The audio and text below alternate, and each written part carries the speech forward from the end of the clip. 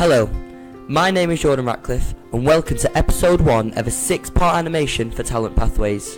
Yep, that's me there. This first episode is all about talent and what it is, how people are seen as talented, and how different pathways can lead to different success. So, let's start on what it is. Talent is perceived by many to be either developed or born with. The Oxford Dictionary backs this up by saying it is developed and advanced or elaborated by a specific degree. Well, my own theory on what talent is that it's something that starts off as a natural ability, but it's then developed over time, dependent on the athlete's own work.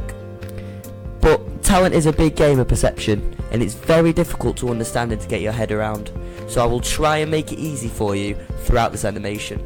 So first, how can we actually be sure that what we are looking at is talent? What is it we are looking for? Well, I believe it could be many things. Your technical ability, so in football it could be your passing, your shooting.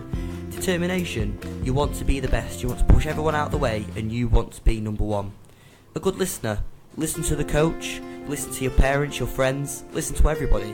Willingness to learn, you put 100% effort in your training and in your matches. But that's just to name a few. I'm sure there's a lot more out there. But it's brilliant that me, you, everyone else is looking for this, but at the end of the day, whose job is it to pick these players?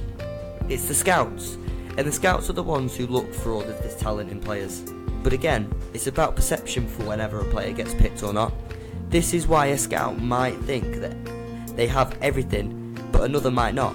So for example, one scout might think that they have the best passing ability that they've ever seen, the best determination, but another scout might think that they're average with their passing and they're not that determined.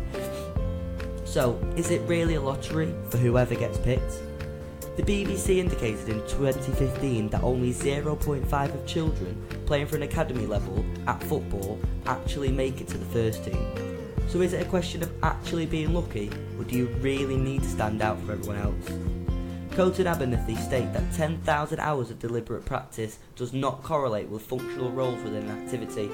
This means that yes, being the best technical player helps, but not having the correct decision making in that actual skill can be worse than having no ability at all. So, let's actually reverse a little bit. Let's say you're the athlete. You're playing at a club and the scout is coming to watch your next game. There's obviously going to have influences on your game throughout the day. Your family can cause stress because they're going to want you to be the best. Physical environment, what's the weather going to be like? Is it raining? Is it sunny? Is it windy? Is that going to have effect on your game? Social, are you going to be nervous? Are you going to be nervous? Are you not going to speak to anyone throughout the day? Are you going to be happy? And the event itself, are you going to be worried when you turn up? All these factors can make a player. In an interview with Sky Sports, Steven Gerrard, a professional footballer, stated that he can understand the frustration of young players breaking through to the first team. There's more risk by players, there's more risk by managers, getting sacked. So, for example, there might be a short term, a manager might be given 1 or 2 games. They want to be playing the best team instead of picking players who may or may not stand out on that day. And there's more foreigners in the game, which means there's more money.